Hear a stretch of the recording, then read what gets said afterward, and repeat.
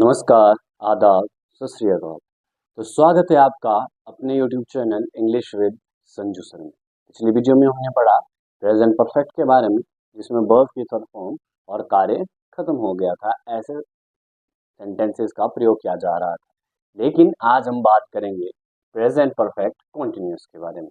Present perfect भी है और वो कॉन्टिन्यूस भी है। कहने का मतलब है कि काम भी उसमें जारी है और वो परफेक्ट भी है अपने आप में। मतलब ऐसे टेंस में, यानी कि ऐसे टेंस के सेंटेंसेस में वाक्य के अंत में से रहा है,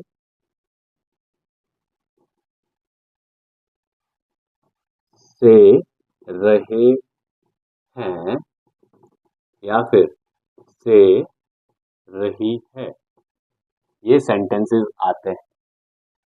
इन वाक्यों के अंत में इस तरह के शब्द जो आते हैं, मतलब ये जो से हैं, इसका मतलब है किसी ना किसी टाइम पीरियड से वो संबंधित है। मतलब उसमें कोई ना कोई समय बताया गया है। जैसे मैंने कहा, वह सुबह से खेल रहा है। वह सुबह से खेल रहा है। कब से? सुबह से का मतलब कि समय से, कि कब से वो चीज हो रही है। अब जैसे मैंने कहा, हम 2 घंटे से दौड़ रहे हैं। या फिर मैं कहूंगा, मैं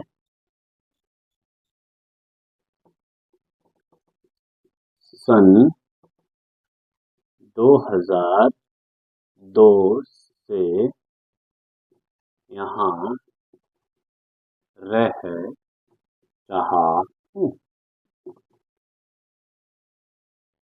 ठीक है, इस तरीके से हम कह सकते हैं, जिसमें कोई ना कोई टाइम पीरियड जो है आ रहा हो, और से जो इसमें मेन है, इसी से पता चलता है टाइम पीरियड के बारे में कि वो टाइम पीरियड क्या है।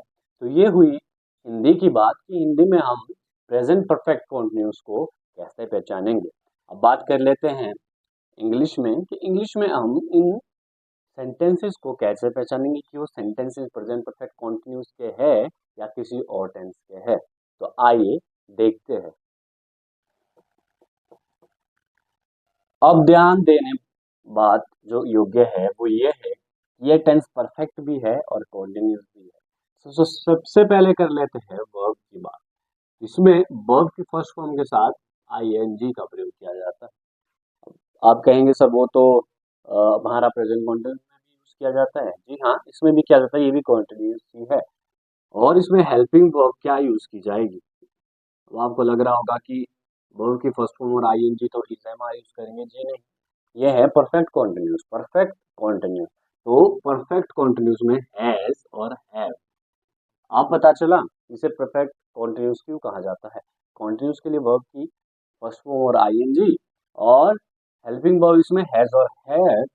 और ताकि ये जो है टेंस जो है मिक्स ना हो सके, उसके लिए हैज और हैव के साथ बीन का प्रयोग किया जाता है।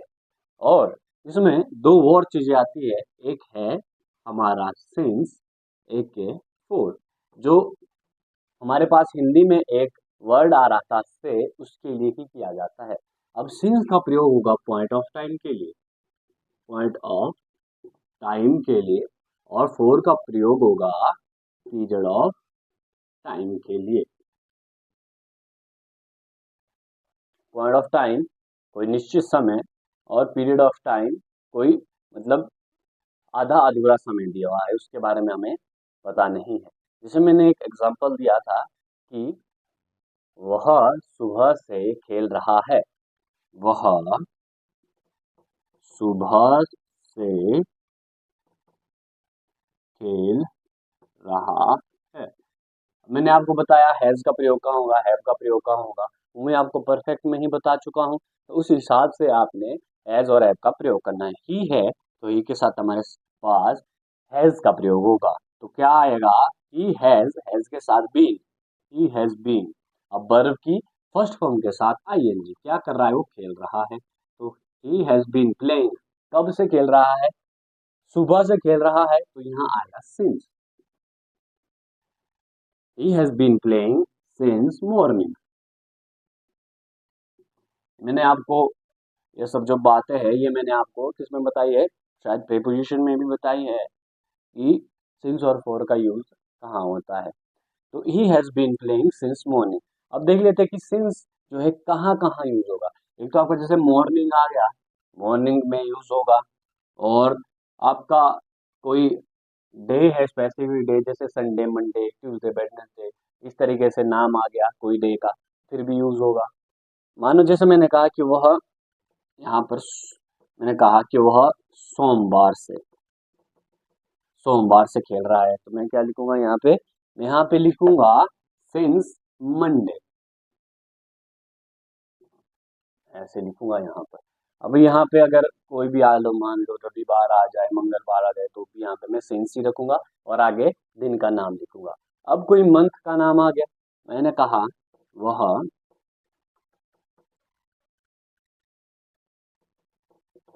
जुलाई से वह जुलाई से खेल रहा है, तो भी यहाँ पर सिंस ही रहेगा, तो भी यहाँ पर सिंस ही रहेगा।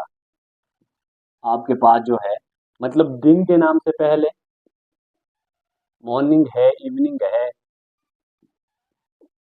नाइट है, आपका मंथ का नाम है, डे का नाम है, कोई ईयर का नाम है। ईयर का नाम जैसे मैंने आपको एग्जांपल दिया था कि मैं यहाँ पर मैं सन 2002 से यहाँ पर रह रहा हूँ, तो वो हम कैसे करेंगे। मैं यानी कि आई रह रहा हूँ, आई हैव बीन, रहना होता है लिविंग, लीव, लीव के साथ वर्ब की फर्स्ट फॉर्म के साथ आईएनजी लग गया तो ये बन गया living. I have been living, कहाँ रह रहा हूँ, यहाँ, कब से, हियर सिंस 2002। मतलब कोई वर्ष का नाम आए, कोई वर्ष का नाम आए, तो भी हमारे पास सिंस का प्रयोग किया जाता है। तो इतनी जगहों पे हमारे पास सिंस का प्रयोग किया जाएगा। अब बात कर लेते हैं फोर की, कि फोर कहाँ और किस तरीके से आएगा। जैसे मैं 2 घंटे से खेल रहा हूँ, तो क्या आएगा, मैं, आई हैव बीन, खेलना, प्ले, प्ले के साथ I N G, playing for 2 hours, 2 hours. तो जहां पे हमारे पास आधी अधूरी जानकारी, हमें नहीं पता है कि कब के हैं ये 2 घंटे, सुबह के हैं, रात के हैं, दिन के हैं, लेकिन 2 घंटे हैं तो उसके लिए फोर यूज किया है। अब आएगा यहाँ पर 1 डे, 2 डे, 3 डे, फिर भी फोर का यूज किया जाएगा। अगर आएगा 1 मंथ, 2 मंथ, 3 मंथ, फिर भी फोर का यूज किया जाएगा। और अगर आएगा हमारे पास 1 ईयर, 2 ईयर, 3 ईयर, 4 ईयर, फिर भी फोर का यूज किया जाएगा। तो ये थे हमारे सिंस और फोर के बारे में। अब देखते हैं फॉर्मेशन की, कैसे हम प्रेजेंट परफेक्ट कंटिन्यूअस टेंस को लिखते हैं, कैसे हम इसको ट्रांसलेट करते हैं और कैसे इसकी फॉर्मेशन बनती है। तो सबसे पहले तो आपके पास सब्जेक्ट आएगा, सब्जेक्ट के बाद हैज या फिर हैव का प्रयोग होगा और उसके बाद बीन का प्रयोग किया जाएगा। अब बीन के प्रयोग के बाद वर्ब की फर्स्ट फॉर्म के साथ आईएनजी का प्रयोग किया जाएगा। आईएनजी जब वर्ब के साथ लग गया तो उसके बाद हमारा जो टाइम, पॉइंट ऑफ टाइम के लिए और पीरियड ऑफ टाइम के लिए जो हमारे पास दो वर्ड दिए हैं उनका प्रयोग किया जाएगा। और उसके बाद जो है अगर हमारे पास कोई ऑब्जेक्ट है तो ऑब्जेक्ट का प्रयोग किया जाएगा, और ऑब्जेक्ट इसमें मैक्सिमम होते ही है। ठीक है, इस तरीके से एक वर्ड बनता है। जैसे मैंने कहा कि सुबह से वर्षा हो रही है, अब आप क्या लिखेंगे, इसको कैसे स्टार्ट करेंगे। मैंने आपको बताया था पिछले वीडियो में भी, हम इस ऐसे सेंटेंसेस को किससे स्टार्ट करते हैं, ऐसे सेंटेंसेस को हम इट से स्टार्ट करते हैं। सुबह से वर्षा हो रही है तो फिर क्या आएगा, इट हैज सिंगुलर नाउन, तो सिंगुलर के साथ हैज का प्रयोग किया जाता है। It has been raining since, कब से हो रही है, मॉर्निंग, सिंस मॉर्निंग। अगर 2 घंटे से हो रही है तो फॉर 2 आवर्स लिख दो। इस तरीके से हम इनको लिखते हैं। तो ये इसकी फॉर्मेशन है, जिस तरीके से आपको इस सेंटेंस को जो है इंग्लिश में लिखना है, इस तरीके से लिखना होगा। सबसे पहले सब्जेक्ट, सब्जेक्ट के बाद हेल्पिंग वर्ब, हेल्पिंग वर्ब के बाद बीन, बीन के बाद वर्ब की फर्स्ट फॉर्म और आईएनजी, और उसके बाद सिंस और फोर जो कि पॉइंट ऑफ टाइम और पीरियड ऑफ टाइम के लिए प्रयोग किया जाएगा, और उसके बाद ऑब्जेक्ट का प्रयोग किया जाएगा। तो ये बात थी अफर्मेटिव सेंटेंसेस की। अब बात कर लेते हैं नेगेटिव सेंटेंसेस की। नेगेटिव सेंटेंसेस में हम इन टेंस को कैसे करते हैं। नेगेटिव सेंटेंसेस में हमारे पास सिर्फ नॉट का प्रयोग होगा, लेकिन वो नॉट का प्रयोग कब होगा, किस तरीके से होगा। नॉट का प्रयोग सब्जेक्ट के बाद जो हमारी हेल्पिंग वर्ब होगी या हैज और हैव होगा उसके तुरंत बाद होगा, ना कि उसके तुरंत बाद बीन का प्रयोग होगा। ये मैं बात कर रहा हूँ नेगेटिव सेंटेंसेस, किसकी बात कर रहा हूँ, नेगेटिव सेंटेंसेस की। नेगेटिव सेंटेंसेस में हेल्पिंग वर्ब के तुरंत बाद नॉट का प्रयोग होगा और उसके बाद बीन का प्रयोग होगा। उसके बाद तो जैसे आप लिखते हैं वर्ब की फर्स्ट फॉर्म और उसके साथ आईएनजी, फिर आपका सिंस या फिर फॉर का प्रयोग होगा और फिर ऑब्जेक्ट जो है लास्ट में आ जाएगा। आपने हैव बीन नॉट इस तरीके से आप नहीं कहेंगे। अगर जैसे कोई सेंटेंस है, जैसे it has been raining since morning, अगर मुझे ये सेंटेंस नेगेटिव में बनाना है तो मैं क्या कहूंगा, मैं कहूंगा it has not been raining since morning, क्योंकि नॉट का प्रयोग हमारे पास मैंने बताया हेल्पिंग वर्ब के तुरंत बाद किया जाता है। तो it has not been raining since morning, इस तरीके से हम इन सेंटेंसेस को लिखेंगे। जैसे मैंने कहा कि मैं सुबह से नहीं दौड़ रहा हूँ, मैं सुबह से नहीं दौड़ रहा हूँ, तो मैं क्या लिखूंगा, I have not been running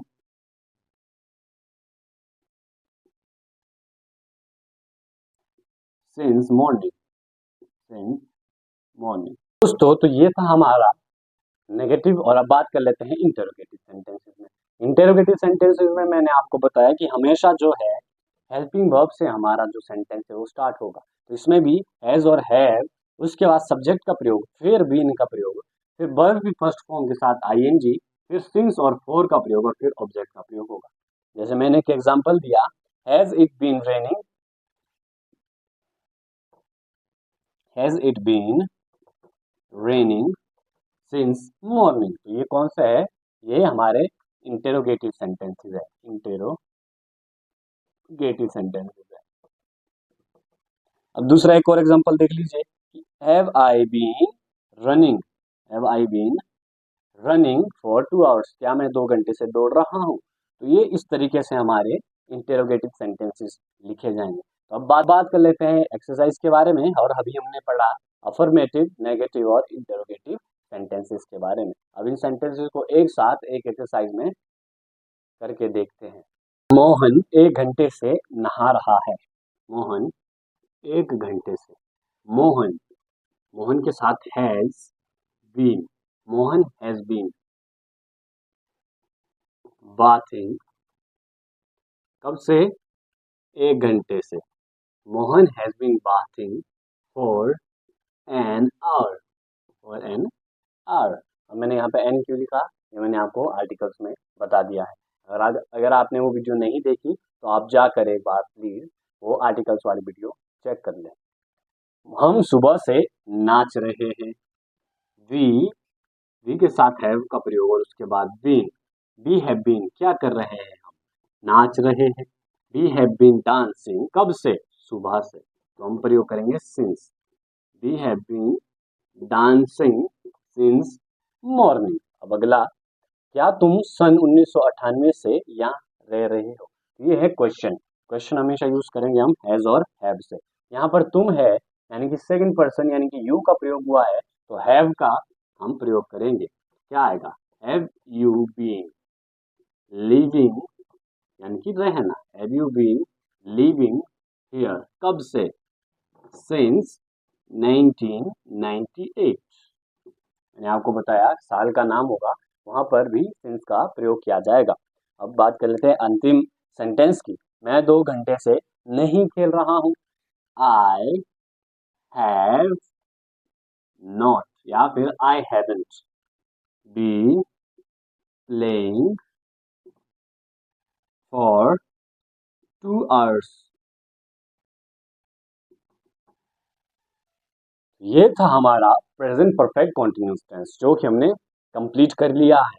इसी के साथ हमने अपना प्रेजेंट टेंस जो है पूरा कंप्लीट कर लिया है। और अगली वीडियो में हम पढ़ेंगे पास्ट टेंस के बारे में। पास्ट टेंस खत्म होने के बाद फ्यूचर टेंस के बारे में, और फ्यूचर टेंस खत्म होने के बाद हम एक चार्ट के रूप पर बनाएंगे और इन टेंस को चार्ट से समझेंगे। तब तक आप बने रहिए अपने YouTube channel English with Sanju sir के साथ, और ज़्यादा से ज़्यादा शेयर, लाइक, कमेंट करना ना भूलें। धन्यवाद।